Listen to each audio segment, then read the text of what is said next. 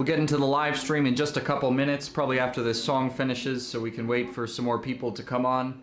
This is some really important news that happened just recently concerning an anti-imperialist, socialist, Pan-Africanist party in the United States that is against intervention in the Ukraine conflict, against blaming Russia for all of the United States problems. We're going to talk about that.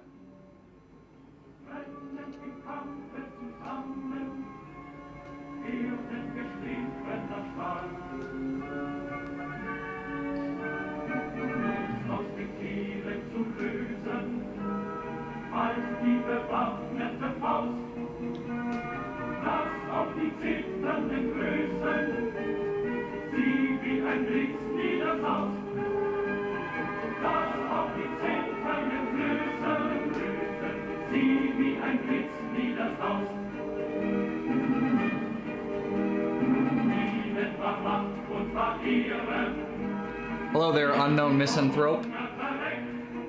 Thanks for joining us on the live stream.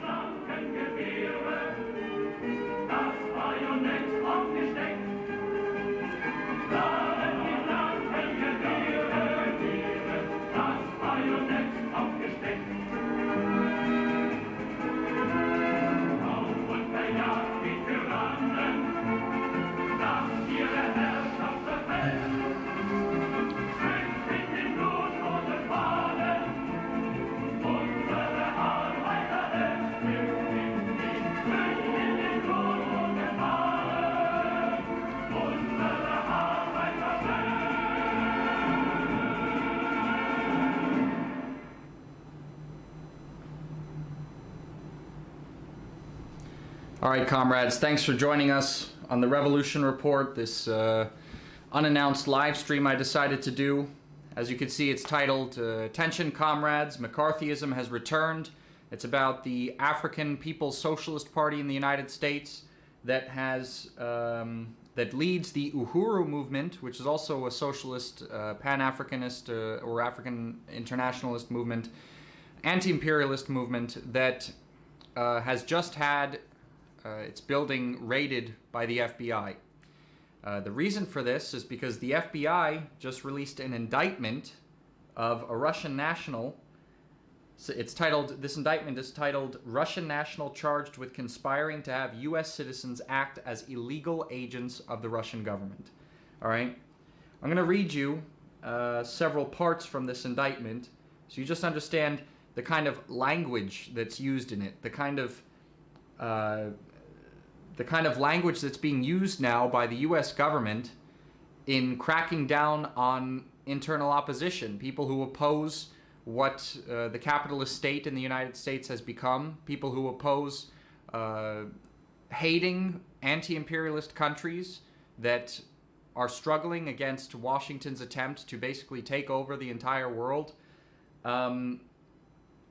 It's becoming to look really scary. I mean, I'll read you some exact excerpts from this indictment, which I'll link in the description of this video so you can understand it. Ayanov, this is the last name of the Russian national who's being indicted here, allegedly to pull the strings of American opposition political groups to sow discord in the United States. I mean, we've heard this same stuff from the Democratic Party when they were accusing Trump of colluding with Russia, and obviously all of that ended up being just nonsense, nothing in common with reality. So just to read you some of these quotes, Ionov allegedly orchestrated a brazen influence campaign turning U.S. political groups and U.S. citizens into instruments of the Russian government. This is according to Assistant Attorney General Matthew G. Olson of the Justice Department's National Security Division. The Department of Justice will not allow Russia to unlawfully sow division and spread misinformation inside the United States. This indictment accuses this Russian national of providing financial support to these groups. By the way, the indictment accuses this person of being an FSB agent and accuses him of working in cooperation with other FSB agents to support these American opposition groups. It says that Ionov provided financial support to these groups, directed them to publish pro-Russian propaganda, coordinated and funded direct action by these groups within the United States intended to further Russian interests, and coordinated coverage of this activity in Russian media outlets. Ionov also relayed detailed information about this influence campaign to 3 FSB officials. Another quote is, secret foreign government efforts to influence American elections and political groups threaten our democracy by spreading misinformation, distrust, and mayhem. The department is committed to ensuring U.S. laws protecting transparency in the electoral process and the political system are not undermined through foreign malign influence. Again, we're talking about American opposition political groups that are supposedly spreading foreign malign influence. A black power organization, a socialist organization in the United States made up of Americans. The prosecution of this criminal conduct is essential to protecting the American public when foreign governments seek to inject themselves into the American political process. We will continue to work with our partners at the FBI to investigate these events and will continue to follow the evidence to ensure justice is done. The impact of Russian malign foreign influence cannot be overstated. The FBI will aggressively pursue any foreign government that attempts to divide American citizens and poison our democratic process. I mean, year after year, the kind of rhetoric from the FBI, from the Justice Department, from the United States just begins to sound more and more fascistic. It's like as if they don't understand that people are not criticizing U.S. foreign policy because they're Russian agents or because they're Chinese agents or because they were brainwashed by the FSB or some secret police of a totalitarian state. They're challenging that foreign policy because of the way it affects their own lives in the United States. And this is actually connected to a video I want to share with you all. It's actually an excerpt of what a representative from the African People's Socialist Party had to say after they were raided by the FBI. Take a listen. This time, this is what you want to make it about. Russia is the big bad guy. Russia's the problem. Russia is not in my community doing any of this stuff to me. It's not the reason why me as an African woman is catching hell. It's just not. It's not responsible for that. And that's what we have to make clear. That's what we have to make clear. So what she's saying basically is that, her party is focused on domestic issues in the United States, and Russia is not. Russia's not the one that's making the lives of people in the United States miserable, specifically black people in the case of the African People's Socialist Party, because obviously African Americans have it a lot harder than white workers in the United States as well. And this is just showing a really alarming trend in terms of how the United States government is now relating to anti-imperialists, which, even if they're not overtly supportive of the Russian government, they have a lot of things in common with the Russian government's positions when it comes to Washington, because Russia is an anti-imperialist country. They don't want Washington to, impede on their national sovereignty. They don't want them overthrowing governments on their doorstep, establishing fascist-backed governments like in Ukraine, like in 2014, and then basically leading up to, the necessity of armed conflict, which was what happened in the case of Ukraine, where Russia had no choice but to launch a special military operation to protect its national sovereignty because of what the United States and NATO and Europe did back in 2014 when it supported an overthrow of the Ukrainian government that was propped up by neo-Nazi groups, armed neo-Nazi groups. Americans do not want to foot the bill for that nonsense. And in that case, the Russian government and American citizens have common ground. And that's exactly why I, for example, work at Russia Today. I'm an American. I was born in America. I love my country. But Russia Today is a Russian media outlet, right? But what does Russia Today focus on? It focuses on anti-imperialist political concepts in the United States that are aimed against American imperialism. And this means that the Russian line and the line of American opposition activists, they intersect in a lot of ways. And now, because the United States government obviously sees that, they're ready to lump them all in one basket and say that anyone who defends Russia in any way is potentially connected to the FSB, potentially connected to the Russian state apparatus, connected to the FSB, connected to the military, whatever. And that qualifies as malign foreign influence and can therefore be repressed using the arm of the state that serves that function, the FBI, raiding people's offices because of some sort of association with Russia, saying that the Russian government, saying FSB is pulling the strings of this organization because of some, I don't know, no evidence was put forward to back up these claims in the indictment. It's just hearsay as of now, and it even says it in the indictment that nobody, like, these are just accusations, but accusations are of course enough for the FBI to go and raid this socialist organization's property in the United States on a hunch. And the only thing that was put forward in this indictment in terms of the FBI trying to prove that this organization was somehow having its strings pulled by the FSB is that representatives of that organization were paid to come to a conference in Russia, in St. Petersburg.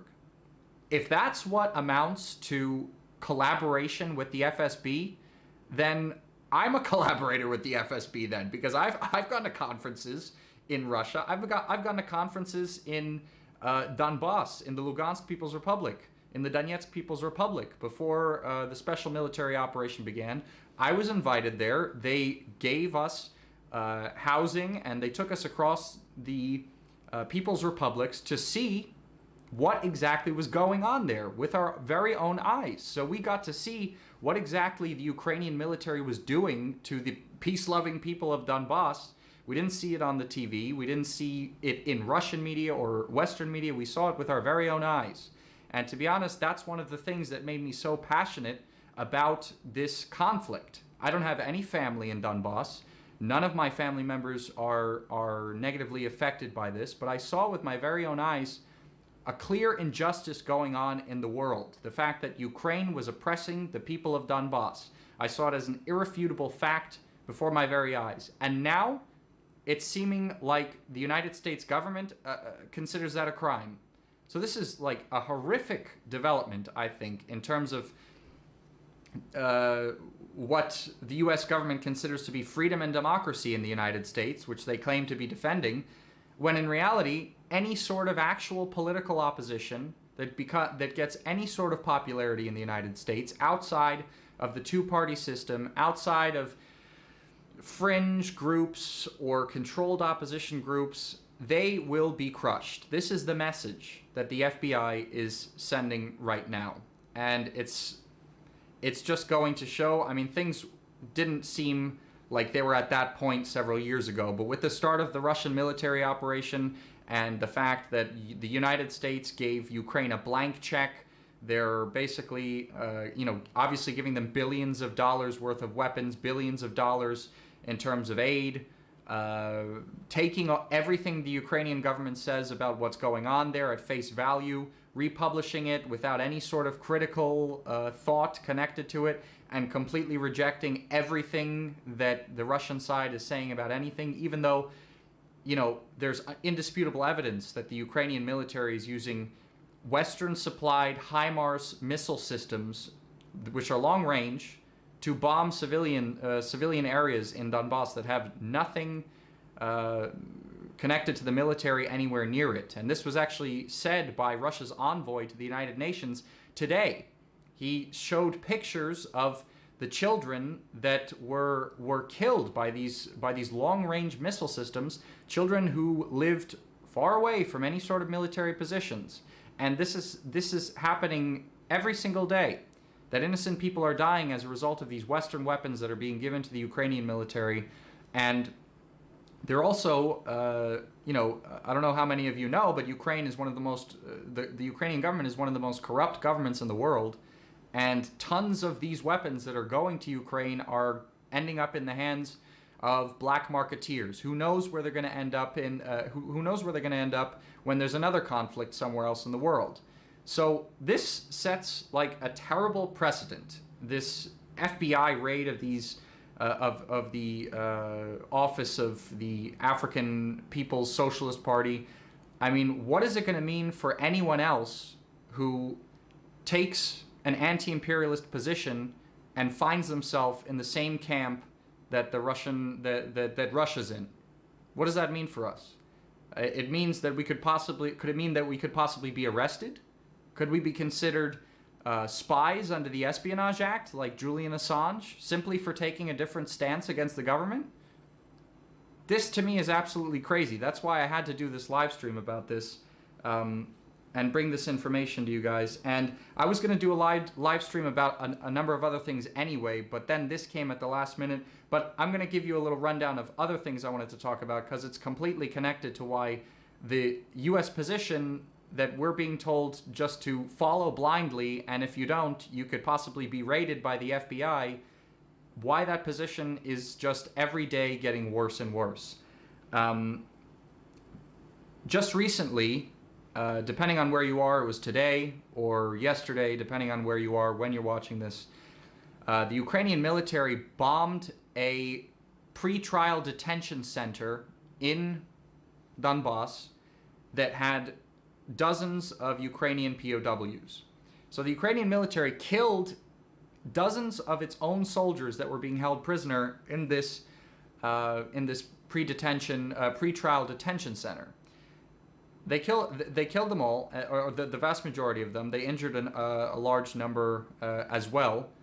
And now the Ukrainian media is for some reason saying that Russia did it for some reason, that Russia destroyed its own pre-trial detention center of Ukrainian POWs that are actually constantly talking about how there are war crimes being committed on the Ukrainian side of the front line, that the Ukrainian forces are committing war crimes using human shields. They're corroborating a lot of what the Russian Defense Ministry is saying.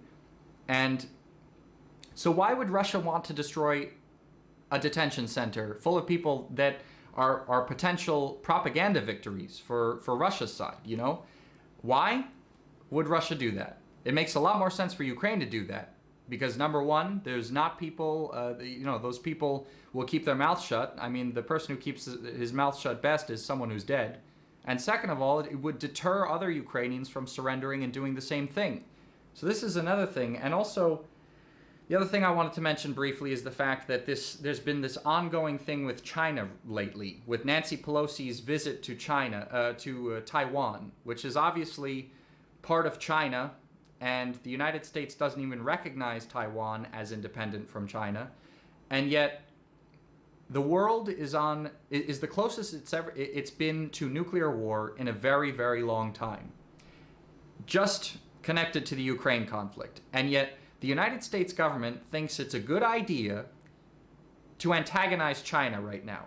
Xi Jinping has said the U.S. should not play with fire when it comes to Taiwan. The Chinese government has said that it will take forceful measures if Nancy Pelosi goes through with this visit. It's made tons of warnings, and at the same time we see people like John Bolton, Senator Bob Menendez talking about how they should go through with this visit because they don't want to look weak in front of China.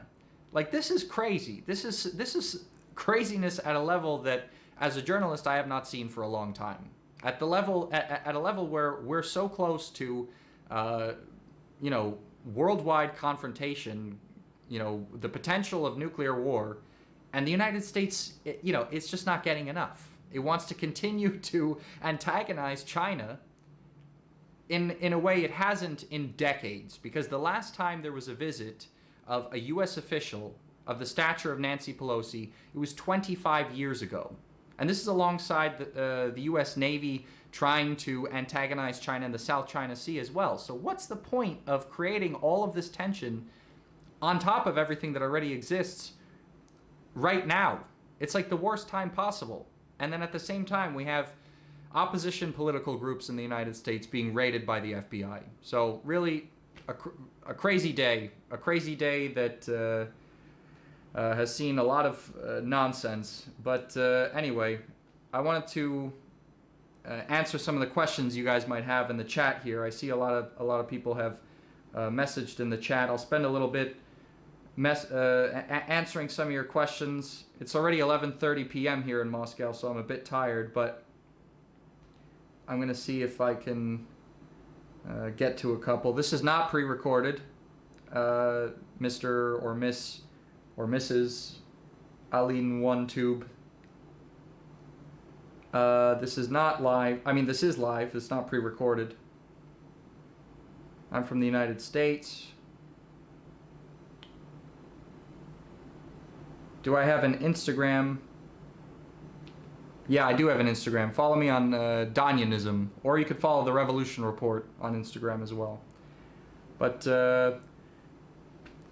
Chaotic Crab, I really appreciate the donation. You wrote that the fact that this marginal and relatively obscure activist group is being targeted right now is a very grave omen for the future. Keep up the good work. I really appreciate the support. It is a really grave omen indeed. It's not a really good development.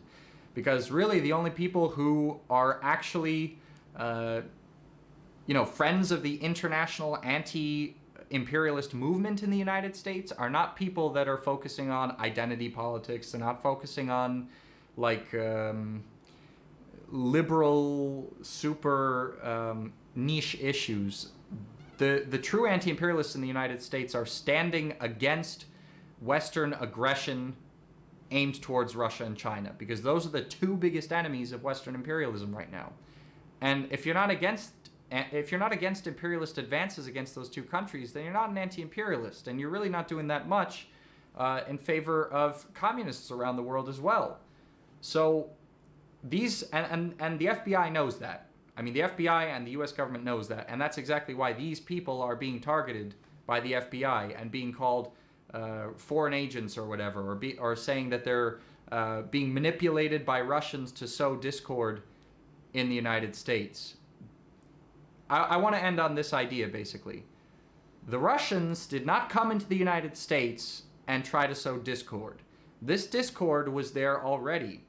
It was sown by the U.S. government itself, the lack of its ability to rectify the contradictions existing in American society. And it's because of that opposition groups have come up, and opposition has intensified since the coronavirus pandemic, since these unprecedented Western sanctions against Russia and the hostility against China and North Korea that have made the living situation in the West for so many Americans terrible.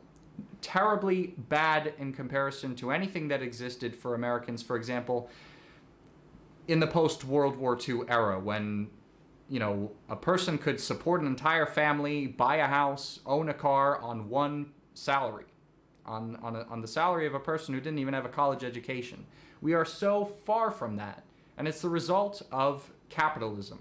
It's the result of the worsening conditions of capitalism, imperialism, the highest stage of capitalism, and it's unfortunate that we live in a time period like that. But anyway, guys, thanks for watching. And if you like this video, make sure to like it.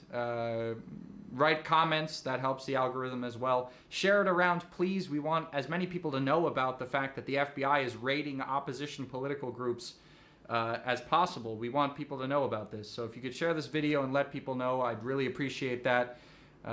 It's a small task to do for the movement to help communists around the world and in the United States. But until then, I'll see you in the next video, and workers of the world unite.